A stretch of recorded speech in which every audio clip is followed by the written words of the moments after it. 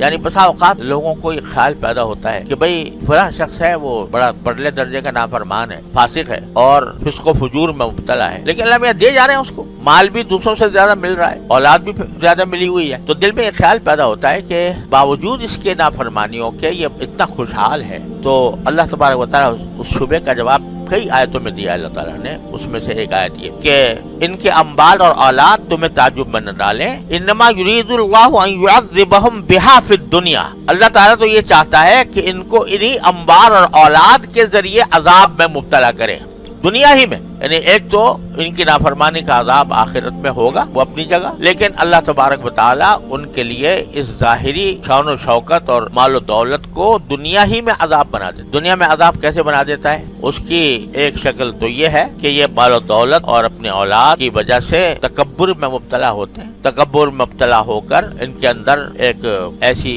فرعونیت آ جاتی ہے کہ دوسرے چاہے ان کو مال و دولت کے لحاظ سے قابل رشک سمجھتے ہوں، لیکن لوگوں کے دلوں میں ان کی عزت نہیں ہوتی۔ یہ متکبر ہوتے ہیں اور تکبر کی وجہ سے لوگوں کے دلوں میں عزت نہیں ہوتی۔ کسی نے بڑی اچھی بات کہی ہے کہ متکبر جو ہوتا ہے اس کی مثال ایسی ہے جیسے کوئی پہاڑ کی چوٹی پر کھڑا ہو، وہاں سے جب وہ نیچے کے لوگوں کو دیکھتا ہے تو سب چھوٹے نظر آتے ہیں، اور نیچے والے جب اس کو دیکھتے ہیں وہ چھوٹا نظر آتا ہے۔ تو متکبر کو ہمیشہ کبھی عزت نصیب نہیں ہوتی، دل چاہے بختی طور پر لوگ اس کے ڈر میں آ جائیں لیکن عزت نہیں ہوتی۔ تو یہ دوسرا مال و دولت کا اصل مقصود ہوتا ہے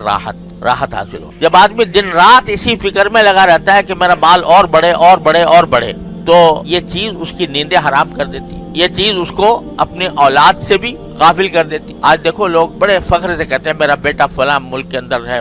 فلاں بیٹا فلاں ملک کے اندر ہے، تو اولاد ہے مگر موجود نہیں ہے سامنے۔ اولاد تو وہ ہے جو سامنے موجود ہو، اس کو دیکھ کر آنکھیں ٹھنڈی ہوں اور اس کو دیکھ کر آدمی کو اطمینان اور راحت حاصل ہو۔ جو اولاد بکھری ہوئی ہے، مہینوں میں بھی ملاقات نہیں ہوتی، سالوں میں نہیں ہوتی، وہ اولاد سے کیا راحت ملے گی؟ تو اللہ تعالیٰ اس مال و دولت کو بھی عذاب بنا دیتے ہیں دنیا کے اندر کہ اس کی راحت چھن جاتی ہے، نیندیں اڑ جاتی ہیں، اور ہر وقت پیسہ بٹورنے کی خاطر دن رات اسی فکر میں مبتلا رہتا ہے۔ تو یہ ایک بہت بڑی تنبیہ کر دی ہے قرآن کریم نے کہ تنہا مال و دولت پر ایک تو آدمی کو ناز نہ ہونا چاہیے، اور دوسرے مال و دولت کی اصل مقصد راحت ملنا ہے، وہ راحت اگر حاصل نہیں تو پھر مال کا فائدہ کچھ۔ تیسری بات یہ کہ مال و دولت جب سرکشی پر